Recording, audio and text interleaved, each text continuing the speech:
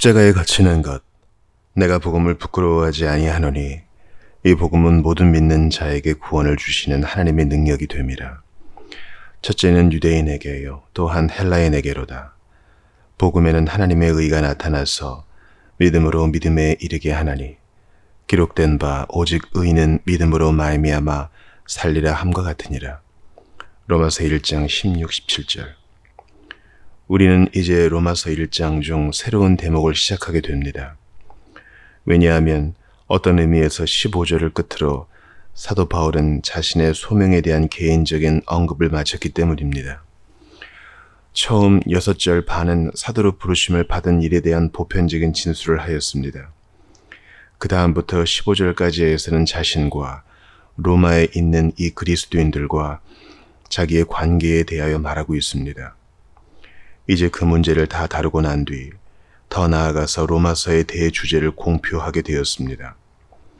그러므로 이 부분은 중요한 전환점이요, 사도가 그 전환점을 나타내는 방식을 주목하는 것은 흥미있습니다. 어떤 사람이 표현한 대로 사도는 한 주제에서 다른 주제로 미끄러져 나아갑니다.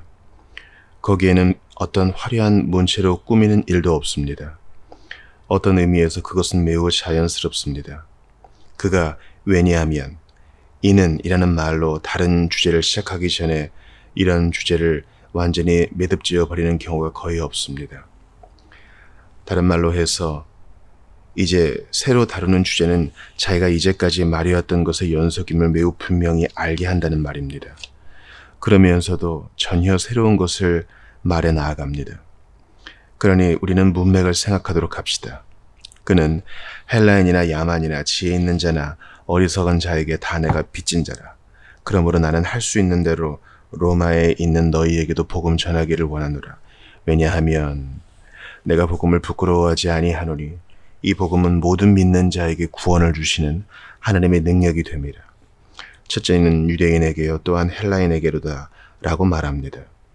다른 말로 해서 헬라인이나 야만인이나 지혜 있는 자나 어리석은 자에게 복음을 전할 용의를 가진 것과 똑같은 방식으로 로마에 있는 사람들에게도 복음을 전할 용의가 있다고 말하고 있습니다. 그리고 그는 계속해서 자기가 어째서 로마에 있는 사람들에게 복음을 전할 준비가 되어 있는지 그 이유를 말합니다. 물론 그렇게 함으로써 자기도 모르게 로마 사람들에게 그가 부단히 다루게 될 위대한 주제를 말하게 된 것입니다. 또한 그 로마 사람들을 통해서 모든 지역의 그리스도인들에게 그 위대한 주제를 말하게 되었습니다. 만일 바울이 직접 그 로마에 있었다면 이 주제에 관해서 그들에게 설교는 했을 것입니다. 그러나 개인적으로 그곳에 갈 수 없었기 때문에 그들에게 편지를 썼을 것입니다. 그는 그들에게 개요적인 것만 주었습니다. 그러므로 16절과 17절의 놀라운 두 구절을 통해서 요약적인 방식으로 의심할 여지 없이 사도의 전도의 위대한 대주제가 되는 것을 우리에게 진술해 주었습니다. 그 방식은 생각할 수 있는 한도 내에서 가장 간명한 표현 방식입니다. 그가 그렇게 나타낸 그 주제는 특히 로마서의 대주제입니다. 16절과 17절은 차이가 있습니다. 16절에서는 그 주제를 진술하였고 17절에서는 그 주제를 일반적인 방식으로 설명했습니다. 다시 왜냐하면 이라는 말이 거듭되는 것을 발견합니다. 내가 복음을 부끄러워하지 아니하노니 왜냐하면 복음은 모든 믿는 자에게 구원을 주시는 하나님의 능력이 됨이라. 첫째는 유대인에게요, 또한 헬라인에게로다. 왜냐하면 복음에는 하나님의 의가 나타나서 믿음으로 믿음에 이르게 하나니. 더 나아가서 18절에서도 그 말을 발견합니다. 왜냐하면 하나님의 진노가. 그러니 여기서 바울의 문체와 방식을 주목하는 것은 흥미있습니다. 바울이 얼마나 논리적이며 한 걸음 한 걸음 얼마나 논증적인 방식을 취하는지 주목하게 됩니다. 바울은 빛이 번쩍이는 생각들을 아무렇게나 쏟아내는 그런 류의 사람이 아닙니다. 그의 방식에 있어서의 진수는 이 논증적인 방식입니다.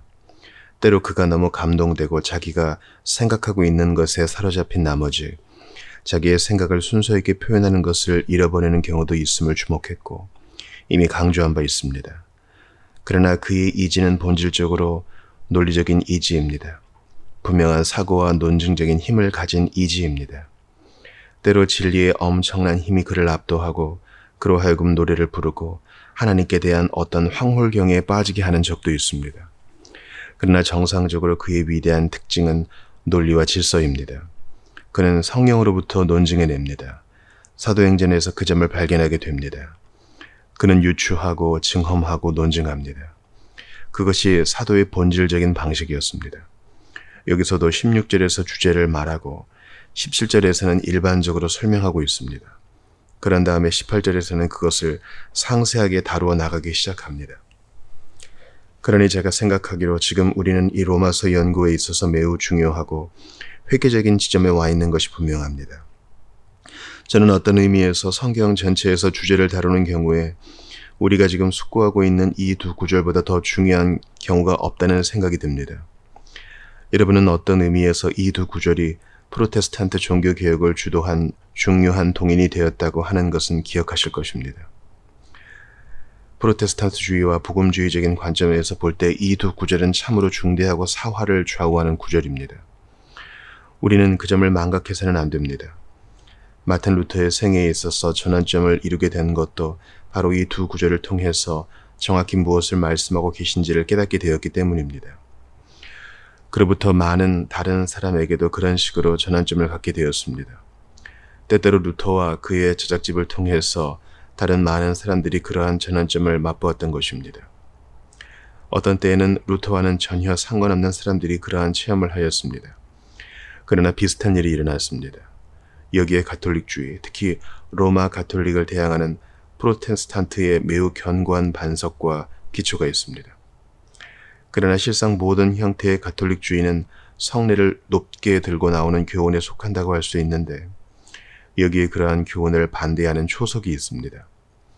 물론 이것은 사람이 자신의 공로나 행위나 노력을 통해서 하나님 앞에서 스스로 의롭다함을 얻으려는 모든 시도를 반대할 초석이기도 합니다.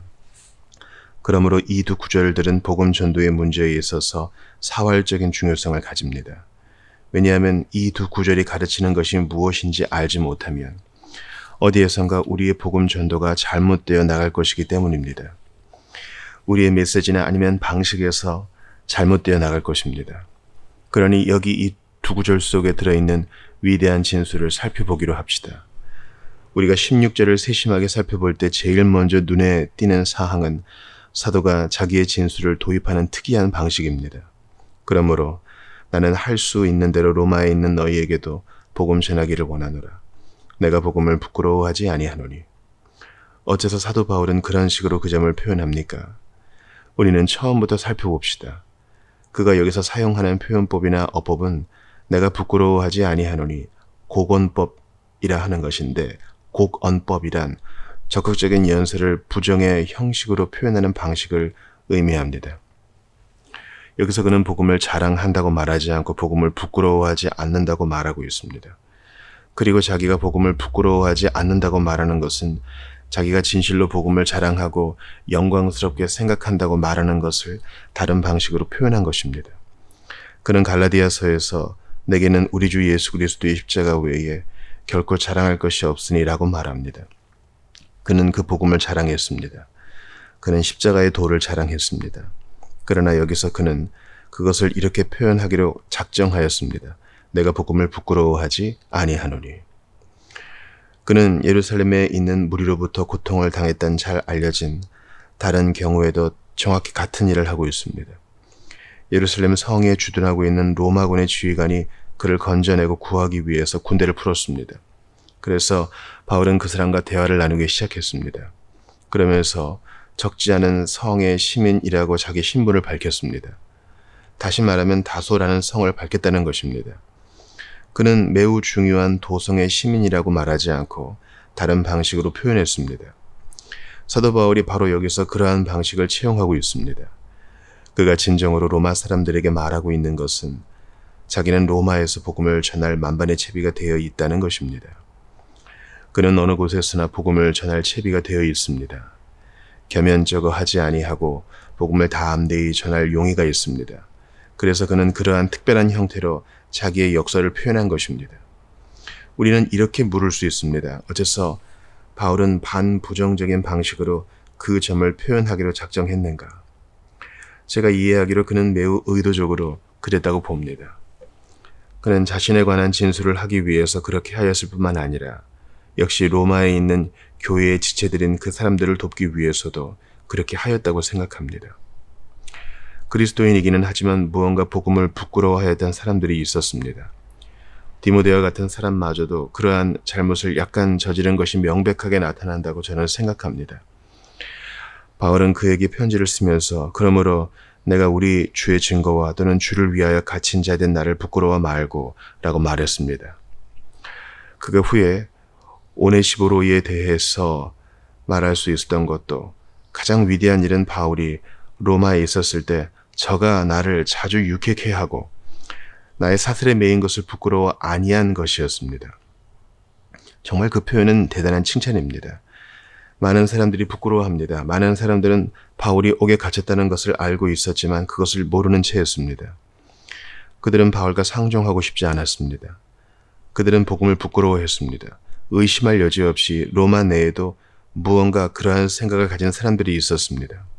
그래서 사도는 그것을 이러한 특별한 방식으로 표현함으로써 그들을 돕고 능하게 하고 이 두려움의 정신에서 그들을 끌어내려 한 것입니다. 디모데후서 1장 7절에서 그가 사용한 위대한 어휘를 생각해 보십시오. 하나님이 우리에게 주신 것은 두려워하는 마음이 아니요 오직 능력과 사랑과 근신하는 마음이니 곧 절제하는 마음이라는 것입니다. 그래서 바울은 디모데에게 스스로를 깨우쳐 자기 속에 있는 은사를 부르짖듯하며 장로들의 안수를 통해서 받았던 것을 새롭게 하라고 말하고 있는 것입니다. 사도 바울은 불을 일으키라고 말합니다. 사도 바울은 그것이 그을음이 나게 내버려 두라는 것입니다. 그것을 살려 불을 밝혀서 화염이 다시 일어나게 하라는 것입니다. 여기 로마에 있는 그리스도인들에 대해서도 그와 유사한 일을 여기서 행하고 있다고 저는 생각합니다. 실로 그보다도 더 강하게 말해도 옳을지 모릅니다. 바울 자신의 복음을 부끄러워하게 되는 시험을 때로 받았기 때문에 그것이 무엇인지를 알았다고 말하는 사람들과 의견을 달리하고 싶지는 않습니다. 그가 언제나 그러한 시험을 받았다고 말하는 것은 아닙니다. 다만 마귀가 그러한 노선으로 바울을 시험했을 수도 있다고 말씀드리는 것입니다. 그 이후 하나님의 다른 많은 종들을 시험했던 것처럼 시험했을 수도 있습니다. 그래서 사도 바울은 이 특별한 어형을 사용함으로써 자신이 그 특별한 시험을 어떻게 극복했는가를 보여주고자 했을 수도 있습니다. 나의 친구들이여, 여러분은 이 점에 대해서 무엇인가 알고 있습니까? 제가 볼 때 이것은 매우 중요한 질문이라고 생각합니다. 만일 여러분이 이 특별한 시험을 모른다면 아마 그것은 여러분이 예외적으로 훌륭한 그리스도인이기 때문에서라기보다는 기독교 메시지에 대한 여러분의 이해가 명백한 적이 없기 때문일 것입니다. 저는 그 점을 구체적으로 설명하겠습니다. 그리스도인이 난 믿은 이후 한 번의 의심의 시험을 받은 적이 없어. 나는 부끄러워하는 시험을 받은 적이 없어. 라고 말하는 것을 듣는 것은 그렇게 인상적인 일이 되지 못합니다. 그렇게 말하는 것은 훌륭한 것이 아닙니다. 사도 바울의 경우에 정말 그러했는지 어떠했는지는 모르지만 디모데에게 있어서는 확실히 그러한 시험을 받은 것이 틀림없습니다. 만일 여러분이 성도들의 생애에 대한 전기를 읽어보면 여러 수세기에 걸쳐 성도들이 이러한 특별한 노선을 따라서 심각한 공격을 받았다는 것을 발견할 것입니다. 어떻게 그러한 시험이 일어날 수 있습니까? 우리는 그 이유 몇 가지를 살펴봅시다. 때로 그리스도인으로 하여금 복음을 부끄럽게 여기도록 만드는 것은 세상이 언제나 복음을 조롱하며 복음을 전혀 어리석은 것으로 여긴다는 사실입니다. 초대 교회에 있어서 그 점은 매우 진하게 느껴졌습니다. 바울은 고린도 사람들에게 편지를 쓰면서 이 복음이 유대인들에게는 거치는 것이요 헬라인에게는 미련한 것임을 매우 명백히 말합니다. 유대인들은 복음 전체를 혐오했습니다. 바리새인들은 주님 자신을 미워함으로써 복음을 미워했습니다. 또한 유대인들은 사도들을 미워함으로써 언제나 복음을 혐오했습니다. 헬라인들도 역시 같은 방식으로 복음을 미워했습니다. 세상은 언제나 복음을 조롱합니다. 사람은 본질상 조롱받기를 싫어합니다. 사람은 조롱받는 어떤 것과 관련 맺기를 좋아하지 않습니다. 어째서 세상이 복음을 미워합니까? 그것은 복음이 전달하는 메시지 때문입니다. 복음은 정말 지독하게 가난한 가운데서 태어난 한 분을 선포합니다. 복음 전도자는 언제나 그분을 선포해야 합니다. 여인 속의 어느 방에서도 아니고 구유에서 태어나신 분, 작은 마을에서 자라나 몫으로 훈련 받으신 분, 우리가 전하는 분이 바로 그분이십니다. 우리가 세상 앞에 축혀 세워 내세우는 분이 바로 그분입니다. 그분은 아주 연약한 가운데서 십자가에 못 박혀 죽으셨습니다.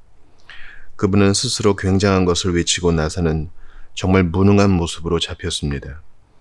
그는 나무에 못 박혀 수많은 무리들이 그를 조수하는 가운데서 죽었습니다.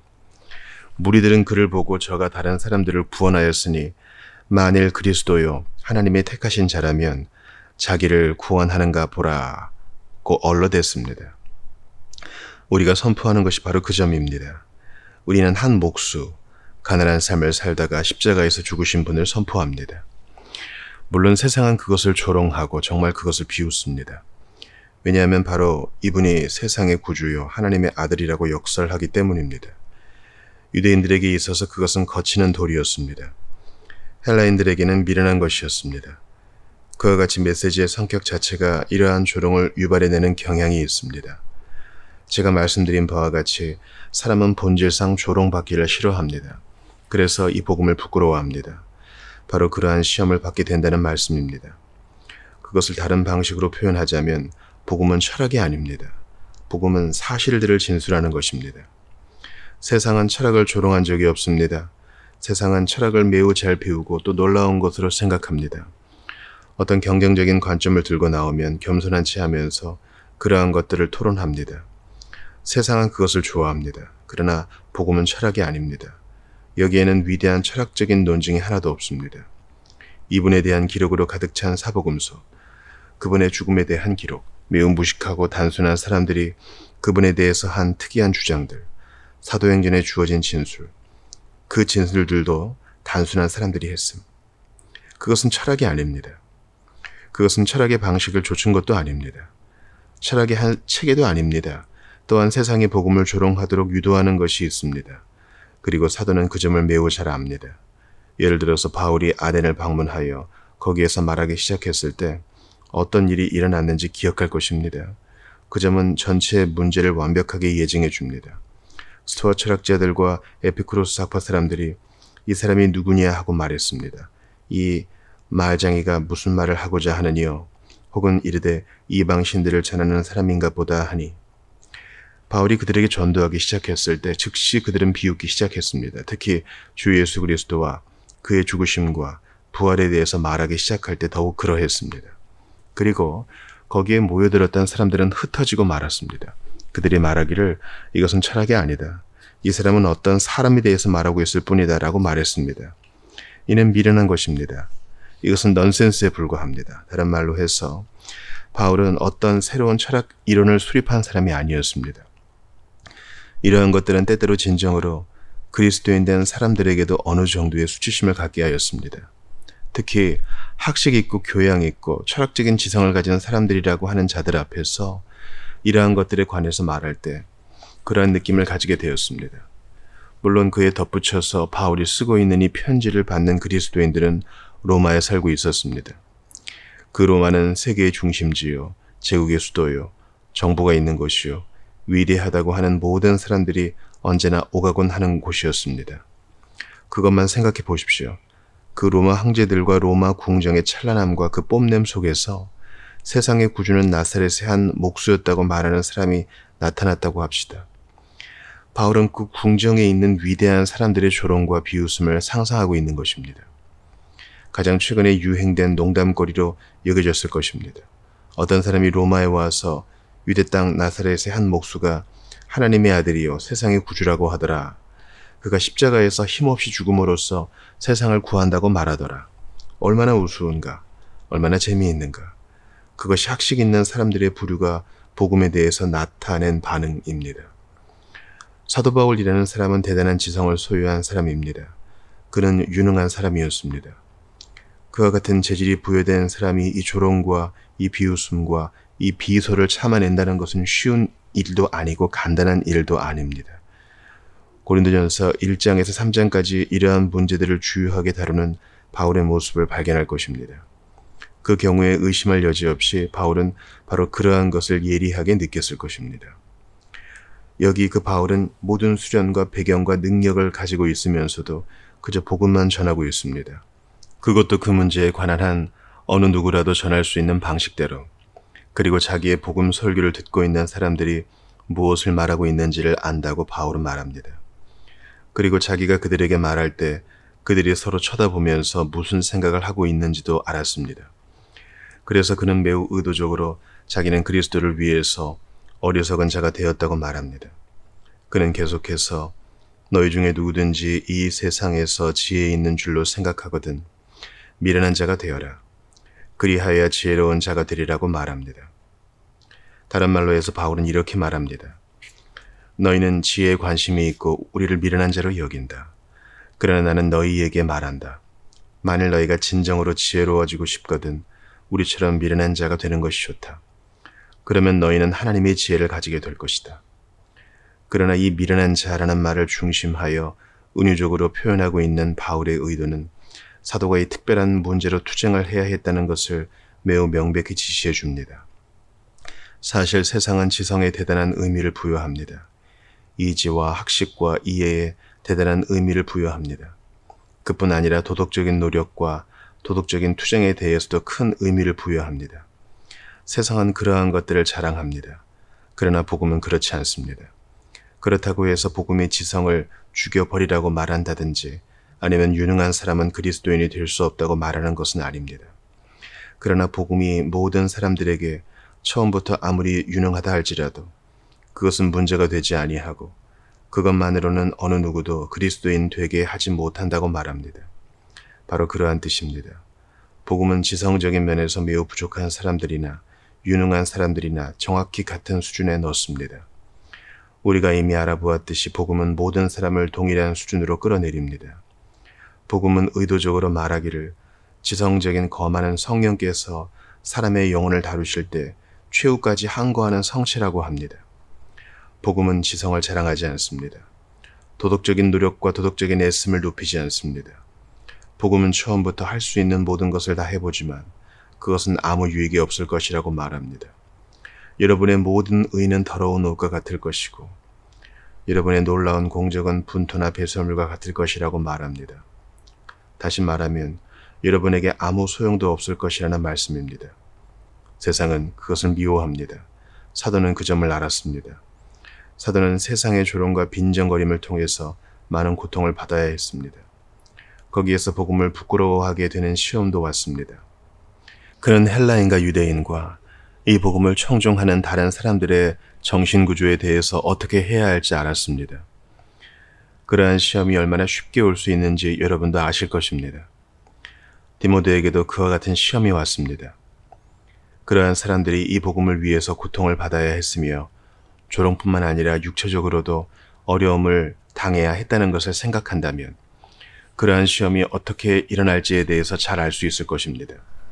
다른 말로 해서 예수 그리스도의 복음은 세상의 관념들을 모든 방면에서 바꾸어 놓습니다. 언제나 예외 없이 그러합니다. 예수 그리스도의 복음은 다른 어떤 교훈과도 일치되지 않습니다. 다른 어떤 철학과도 연관되지 않습니다. 그것은 절대적으로 그 나름의 노선을 가지고 있고 전혀 다릅니다. 세상은 복음에 대해서 재미를 느끼거나 흥미를 느끼지 않습니다. 세상은 위대한 지성적인 행동들을 즐거워합니다. 여기서 우리는 서서 이렇게 말씀드리는 바입니다.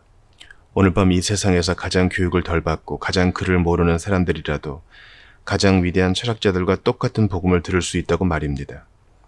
두 부류 다 은혜로 구원을 받습니다. 그렇게 말하면 세상은 뒤로 젖히면서 웃어댑니다. 아, 그렇습니다. 그러나 사람은 아직 온전하지 못하기 때문에 비웃음 당하는 것을 좋아하지 않습니다.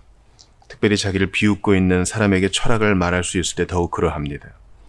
원한다면 자기 자신의 위치에서 그러한 사람을 대면할 수 있다는 것을 바울은 알고 있습니다. 그러나 그렇게 해서는 안 된다는 것도 알고 있습니다.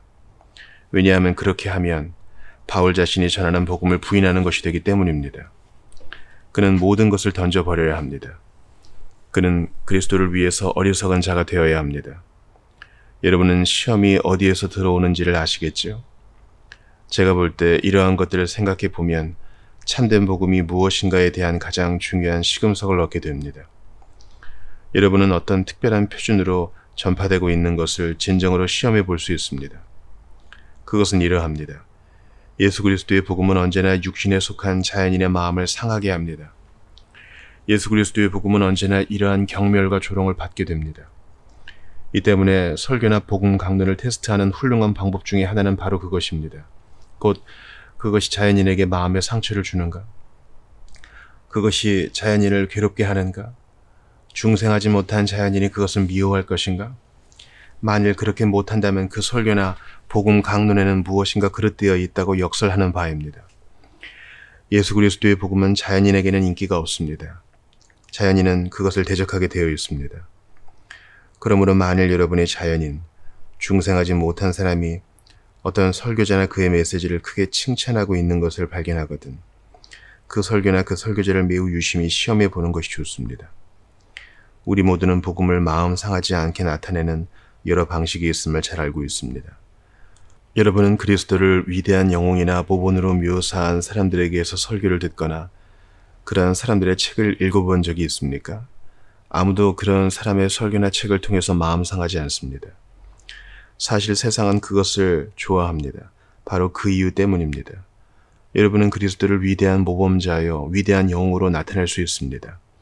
그러면 사람들은 참 훌륭한데 참 놀랍다라고 말할 것입니다. 그들이 말하고 있는 것은 사실상 이러합니다. 자, 나는 그분을 따르려 한다. 나는 그와 같이 되기를 바라고 있어. 물론 나는 그렇게 할 수 있지. 나는 그저 노력을 기울이고 있을 뿐이야. 만일 내가 노력을 기울이면 나는 할 수 있을 거야 라고 말하는 것입니다. 그래서 그들은 그것을 좋아합니다. 그것을 칭찬하며 경의를 표합니다. 그분이 여기 있으니 일어나서 그분을 따라가시오. 사람들은 자기들이 그렇게 할 수 있기 때문에 그럴 만반의 준비가 되어 있습니다. 사람들더러 그분은 당신들이 모방할 수 없는 분이라고 말하며 그분은 당신들 모두를 정죄한다고 말한다면 사람들은 이빨을 드러내고 그것 때문에 여러분을 미워하기 시작할 것입니다.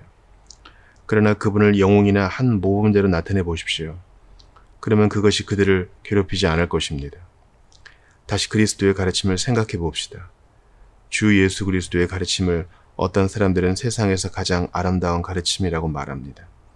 그들은 말하기를 산상설교는 기이하며 아름답고 굉장히 차원 높다는 것입니다. 그들은 그런 식으로 그 산상설교를 나타냅니다. 세상은 위에서 생각한 이유 때문에 그렇게 말하는 것을 좋아합니다. 세상은 그것을 따라서 실천할 수 있다고 믿습니다. 그러나 산상설교를 진정으로 설교하고 사람이 심령에 가난한 것과 애통하는 것, 의에 줄이고 목마른 것 등이 진정으로 무엇을 의미하는가를 알기 시작하고 율법의 진정한 영적 깊이를 대면하게 되면 사람은 그것을 미워합니다. 왜냐하면 그것은 자기를 정죄하기 때문입니다. 그는 심령의 가난함을 느끼고 싶지 않습니다. 언젠가 저는 어떤 분의 설교를 들었는데 그분은 이렇게 말했습니다. 나는 비열함과 죄로 가득하오니 라고 말하는 찰스 웨슬리의 찬송들은 찬송가에서 빼버려야 마땅합니다. 직업을 구하는 어떤 사람이 고용주에게 가서 나는 비열함과 죄로 가득합니다 라고 말한다면 누가 그런 말을 듣겠습니까? 만일 그가 그렇게 했다면 그는 정말 직업을 얻지 못했을 것입니다. 그런데도 너무나도 어처구니 없게 우리가 그렇게 말하는 사람으로 다른 사람들에게 들립니다. 그는 그것을 미워합니다. 왜냐하면 그것이 자기를 정죄하기 때문입니다. 그렇습니다. 그러나 만일 복음을 아름다운 교훈으로 설교한다면 그것이 세상 사람에게 괴로움을 주지 않을 것입니다. 그리고 세상 사람의 마음을 아프게 하지도 않을 것입니다. 같은 방식으로 주 예수 그리스도를 여러 가지 문제들을 가진 우리들을 도울 수 있는 본으로 표현하는 적이 얼마나 많습니까? 여러분은 그러한 류의 설교를 잘합니다. 여러분이 고통당하고 있습니까? 여러분을 성가시게 하는 어떤 죄가 있습니까? 여러분을 괴롭게 하는 것이 있습니까? 그리스도에게 오십시오. 그가 여러분을 바르게 해줄 것입니다. 어서 오십시오. 그는 여러분을 기다리고 있습니다. 여러분의 모든 고통을 다 없애버리실 것입니다. 여러분은 내일 아침 가벼운 발걸음으로 행하게 될 것입니다. 여러분은 자신도 모르게 달라진 모습을 발견할 것입니다. 여러분의 모든 난제들은 다 사라질 것입니다. 그에게 오십시오. 그렇게 말하면 어느 사람도 마음 상해하지 않습니다. 어떻게 그럴 수 있습니까? 그러한 복음은 사람들을 아프게 하지 않습니다.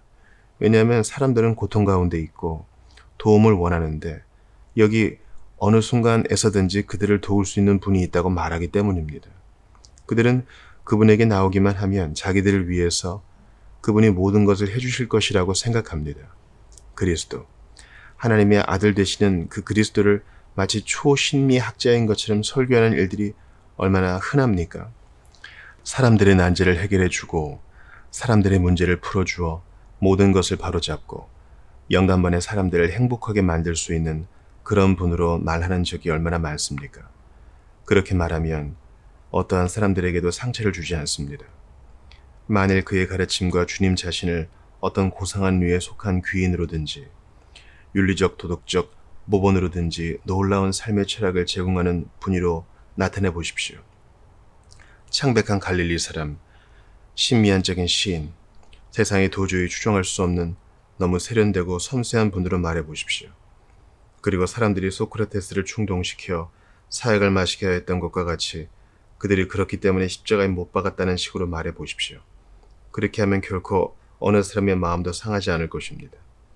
그것은 그리스도를 철학자들의 부류 속에 넣는 것에 불과합니다. 그가 철학자들 중에 한 사람이 되어버립니다. 그러면 여러분은 그 모든 철학자들을 같은 방식으로 함께 싸잡아 찬탄합니다. 저는 그 문제를 다음과 같이 나타냄으로써 그 상을 열거하는 것을 마치려 합니다. 여러분은 그리스도의 십자가를 설교하되 사람들이 박수갈채를 보내게 할 방식으로 설교할 수 있는 길을 아십니까? 사람들은 참 놀랍다, 참 아름답다라고 말합니다. 복음을 그런 식으로 설교하여 어느 사람의 마음도 상하지 않게 할 수 있습니다. 그러나 사도는 말합니다. 만일 내가 어떠한 일을 했다면 십자가에 거치는 것은 없어졌을 것이다. 십자가를 참으로 전하면 그것은 유대인에게 거치는 돌이 된다. 또한 헬라인에게는 미련한 것이 된다. 그들은 그것을 미워한다. 그것은 그 사람들의 마음에 상함을 준다. 그것은 오늘날 자연인에게 상처를 줍니다. 그러나 때로 십자가를 어떤 불쌍한 것으로 전할 때가 자주 있습니다. 그리스도를 동정받을 사람으로 전할 때도 있습니다. 그렇지 않습니까? 아이고 불쌍해라. 참 안 됐군. 세상이 그를 몰라보다니. 세상이 그를 인정하지 않았어. 잔인하게 그를 죽였단 말이야. 그러나 그는 그런 속에서도 그들을 용서하셨지. 그들에게 미소를 보내셨어. 참 놀라운 예수님. 그것은 십자가에 대한 설교가 아닙니다. 그렇게 전하면 하등에 거칠 것이 없게 됩니다. 그것은 어떠한 사람도 괴롭히지 않습니다. 왜냐하면 이 세상을 향하여 너무 착하사 세상에게 못 박혀 죽은 분으로 묘사하고 있기 때문입니다. 그것은 십자가에 거치는 것이 아닙니다. 십자가에 거치는 것은 이러합니다. 나는 정죄받고 상실되어 있으며 너무 무능하여 만일 예수 그리스도께서 나를 위해서 죽어주지 아니하셨다면 나는 하나님을 알지 못했을 것이고 용서받을 수 없었을 것이다. 그것이 사람의 마음을 괴롭게 하고 사람의 마음에 상처를 줍니다. 그것은 내가 전혀 소망이 없다고 말하고 있습니다. 나는 비열하고 쓸모가 없다고 말합니다. 자연인으로서 나는 그러한 것을 좋아하지 않습니다. 그러므로 여러분은 이 모든 것이 얼마나 중요하다는 것을 알 것입니다. 복음 자체가 사람들 속에서 거부 반응을 산출합니다. 사람들은 그것을 미워하고 조롱합니다. 그들은 조롱과 빈정거림과 조소를 퍼붓습니다. 사도는 그것을 알고 있었습니다. 그는 여러 곳에서 조롱받는 것이 무엇인지를 잘 알았습니다. 이 말장이가 무슨 말을 하고자 하느뇨? 이놈이 누군가? 그는 로마에 갔을 때 그러한 일을 당할 것임을 매우 잘 알았습니다. 그는 참된 복음은 이 조롱과 반대를 산출한다는 것을 알았습니다. 그러나 여러분이 주목하다시피 그는 그들에게 이러한 어려움에도 불구하고 자기는 복음을 전할 준비가 되어 있다고 말합니다. 나의 사랑하는 친구들이여, 이 점에 대해서 우리는 명백해집시다. 우리는 이 점에 대해서 확실히 합시다. 제가 역설하는 바는 신약의 복음은 진정으로 전파될 때 대적을 불러일으킨다는 말씀입니다. 세상은 그것을 칭찬하지 않습니다. 세상은 오히려 정반대의 일을 행합니다. 초대교회로부터 지금까지 교회 역사 중에서 하나님께서 가장 뚜렷하게 사용하셨던 사람들의 생애를 읽어보십시오.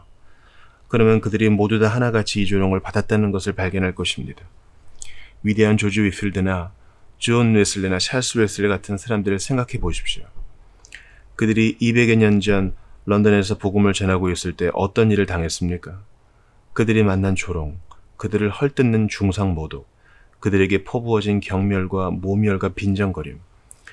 그 능한 위필드, 육신적인 의미에서 가장 놀라운 사람이었고 세상에 알고 있었던 웅병가들 중에서 가장 위대한 사람이라고 할 수 있는 그 사람마저도 런던의 예의 바른 사회에서 그러한 조롱을 받았습니다. 왜냐하면 불행히도 그의 눈의 근육 중 어느 하나가 약해져서 사팔론이 되었기 때문에 대인들의 그룹에서 사팔뜨기 박사로 알려졌습니다. 그들은 그를 조롱하였고 그가 전하는 복음을 멸시했습니다. 존과 찰스 웨슬리 형제에게도 마찬가지였습니다. 그들의 친척들마저 그러한 잘못을 전했습니다. 그들은 사실 이렇게 말했습니다. 여기 좀 보라. 어째서 너희는 스스로를 미련하게 만들어야 하느냐? 다른 사람들이 설교하고 있는 것처럼 설교할 수 없느냐? 너희는 왜 평범하고 일반적이고 무식한 유의 많은 사람들을 향하여 설교하느냐? 너희가 가는 곳에 그러한 사람들이 줄줄 따라다니고 있지 않느냐? 캐닝턴에 가보라. 거기서 너희의 설교를 들을 자들을 발견하라. 무어필드나 토테넘 궁정 도로에 가서 거기에 있는 사람들에게 설교하라. 온 나라를 두루 다니면서 설교하라. 그러나 너희의 설교는 그러한 유의 사람들에게만 호소력을 가지고 있다. 그의 어머니마저 그들에게 그와 같이 말했습니다. 그것은 그들을 향한 일종의 도전이었습니다. 물론 존 웨슬리 같은 사람의 마음은 그 일로 상하기 일쑤였습니다. 그 존 웨슬리는 옥스퍼드 대학에서 유능하고 명석한 학생이었습니다. 그러나 그는 사도가 했던 대로 복음의 기치를 들고 나아갔습니다. 그러면서 나는 부끄럽지 않다. 오히려 나는 더 비천해지련다 라고 말했습니다. 시험이 그러한 방식으로 옵니다. 저는 말씀드립니다. 이것은 매우 중요한 문제입니다. 복음 설교를 가늠하는 매우 중요한 시금석입니다. 만일 우리가 복음을 전했는데 그것이 경멸의 도전을 당하지 않았다면, 또 우리가 전하는 그 복음에 우리로 하여금 때때로 부끄러운 느낌을 가지게 하는 것이 없었다면 우리는 참된 복음을 전하고 있는 것이 아닙니다. 그러나 위대한 요점은 사도는 그 모든 것에도 불구하고 여기서 나는 복음을 부끄러워하지 않는다고 말하고 있다는 점입니다. 비록 내가 로마에서 우스갯소리가 될지도 모른다. 그러나 나는 로마를 향해서 가겠다. 나는 그리스도의 복음을 부끄러워하지 않는다.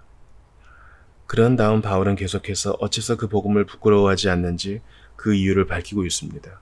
저는 이 시점에서 여러분에게 이 문제를 소개해 드리고 싶습니다.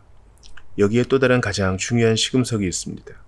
저는 그것을 질문 형식으로 놓고자 합니다. 만일 여러분이 제게 복음을 부끄러워하지 않는다고 말한다면 저는 마땅히 여러분에게 어째서 복음을 부끄러워하지 않느냐고 물어볼 것입니다. 저는 여러분이 어떠한 이유를 댈 것인지 의문을 가질 것입니다. 제가 지금 지적하고 싶은 요점은 그러한 질문에 대한 오직 참되고 유일한 답변은 사도가 제시한 그 답변이라는 것입니다. 그러나 사람들이 다른 답변을 제시하는 적이 얼마나 흔합니까? 그 점은 역시 복음의 참된 성격을 이해하지 못했다는 것을 드러내는 것입니다.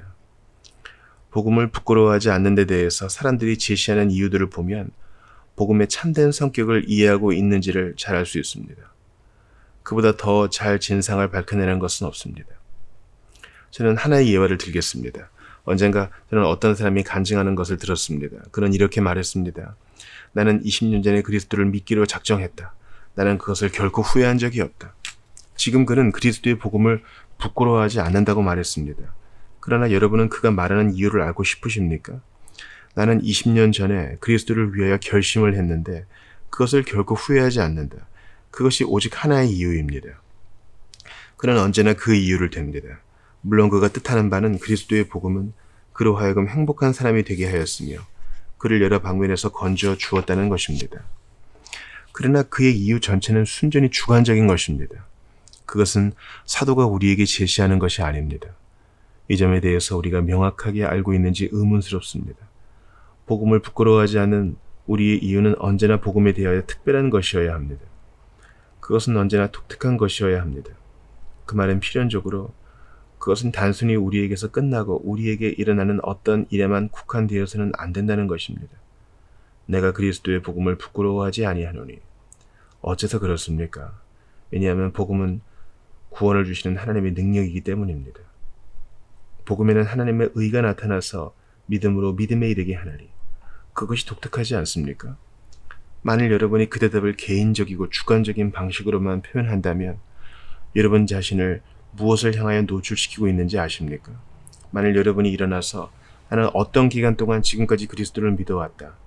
나는 그것을 부끄러워하지 않고 후회하지 않는다. 내가 어째서 그것을 후회하지 않는지 그 이유를 대보겠다. 나는 복음을 믿은 이후 그처럼 더 행복해졌다. 나는 그전보다 잠을 푹 잘 수 있었고 그전보다 덜 다투게 되었다. 사람들은 내가 더 밝아지고 행복해졌다고 말한다. 나는 그리스도를 믿기 전에 행했던 어떤 일들을 하지 않는다. 그렇기 때문에 나는 복음을 부끄러워하지 않는다. 복음이 나를 위해서 그 모든 것을 해주었다. 그렇게 하면 어떠한 반응을 불러일으킬까요? 불신자로서 내가 그러한 말을 들었다면 나는 그거 참 재미있군. 난 내일 밤 그 크리스찬 사이언스의 제일교회로 나가겠다. 왜냐하면 거기에 기이한 간증을 할 수 있는 사람들이 있을 것이기 때문이다. 그래서 나는 크리스찬 사이언스 교회에 나가서 거기서 같은 것을 들으려 한다. 내 생에 있어서 가장 멋진 날은 내 친구를 따라 고통 중에서 크리스찬 사이언스의 어느 모임에 갔던 날이었다. 나는 걱정했고 고민스러웠다. 모든 것이 나를 내리눌렀다. 내 건강도 나빴다. 나는 의사에게 갔었다. 나를 바로잡아 준 일이 아무것도 없었다. 그러나 내가 이것을 믿고 실행하기 시작한 이래 절대로 달라졌다. 내 친구들도 정말 몰라보게 달라졌다고 말한다. 나는 더 밝은 발걸음으로 걷고 있다. 나는 행복하다. 내가 아플 때에도 어느 것도 나를 괴롭게 하지 못한다. 그것은 아무것도 아니다. 역시 같은 것입니다. 모든 이단들을 다 둘러보면 똑같은 말을 하는 것을 발견합니다. 심지어 어느 심리학자의 강의를 들으면 역시 똑같은 말을 합니다. 그는 자기의 논리를 표방할 수 있으며 같은 간증을 할 것입니다. 나의 친구들이요. 바른 이유를 댈 수 있다는 것은 얼마나 중요한 일인지 알아야 합니다. 여러분이 일어나서 나는 그리스도의 복음을 부끄러워하지 않는다라고 말하는 것만으로는 충분하지 않습니다. 문제는 어째서 복음을 부끄러워하지 않는가? 그 이유가 무엇인가입니다. 하나님께서 허락하시면 이 능한 하나님의 사람이 제시한 그 위대한 답변을 숙고해 나갈 것입니다. 나는 그리스도의 복음을 부끄러워하지 않는다라고 말합니다. 왜냐하면 그것은 하나님의 복음이기 때문이며 그것은 하나님의 능력이기 때문입니다. 하나님의 다이나믹한 능력이기 때문입니다. 그것은 그 온전한 내용에 있어서 구원이며 그것은 참되고 유일한 구원의 길이며 확실한 길이며 계시된 길이기 때문입니다. 그것은 하나님 자신으로부터 온 의입니다. 여러분도 알다시피 거기서 사도는 위대한 신학 언어를 도입하고 있습니다. 그 말은 기독교 교리의 위대한 어휘들입니다. 그 때문에 바울은 복음을 부끄러워하지 않는 것입니다. 저는 서슴없이 그것만이 참된 이유라고 말씀드립니다. 하나님을 진정으로 영화롭게 하고 주 예수 그리스도를 높이는 것은 바로 그 이유뿐입니다. 왜냐하면 다른 모든 이유들은 다른 것들로 말미암아 가짜일 수 있기 때문입니다. 이 복음을 부끄러워하지 않는 이유는 독특하고 구별되고 유별나야 합니다. 하나님께서 영광을 받으시는 이유가 되어야 합니다. 그리스도께서 영화롭게 되어야 합니다. 성령을 높여드려야 하는 것입니다. 하나님의 은혜의 부르심을 받아 거듭나 새로운 본성을 받고 하나님께서 그 모든 것을 어떻게 하셨는지를 이해하는 사람 외에는 아무도 그것을 말할 수 없습니다. 복음을 부끄러워하지 않는 적극적인 이유로 제시하는 여러 이유들을 하나님께서 허락하시면 숙고해 나갈 것입니다. 바울이 고건법을 사용했다는 사실 때문에 하나님께 마땅히 감사해야 된다고 말하면 여러분들도 다 수긍할 것이라고 생각합니다. 반부정적인 형식으로 그것을 나타낸 바울의 방식에 우리는 얼마나 감사해야 합니까? 내가 복음을 부끄러워하지 아니하노니 하나님께서 우리 모두 다 그러한 식으로 말할 수 있게 하시기를 바랍니다.